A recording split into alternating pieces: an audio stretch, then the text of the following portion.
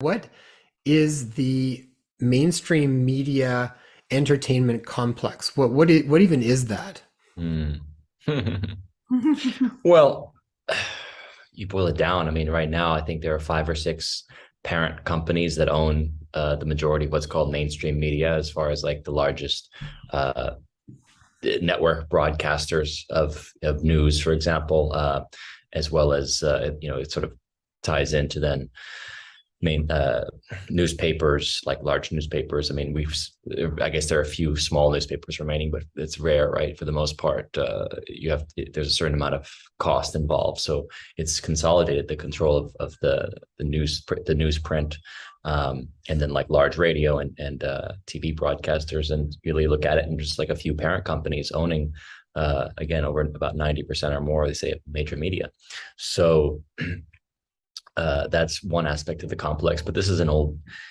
I mean, back in the 20s, back in the basically the end of the First World War, it really started the information machine. The government created propaganda en masse for the purpose of bringing Americans into war in Europe, committing us to a war that really was the first time we were involved in European wars in our history at that point.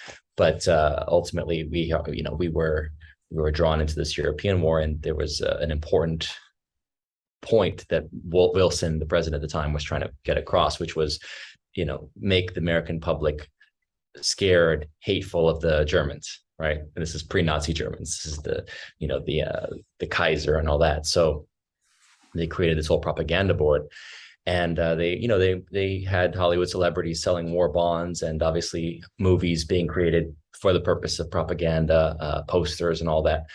And that basically carried over into the origin of what Edward Bernays, who really was the father of modern day publicity. He actually wrote the book Propaganda. He was the nephew of Sigmund Freud, but he basically said, well, propaganda, it became a dirty word. It became associated with government pushing an agenda. So let's call it public relations, right?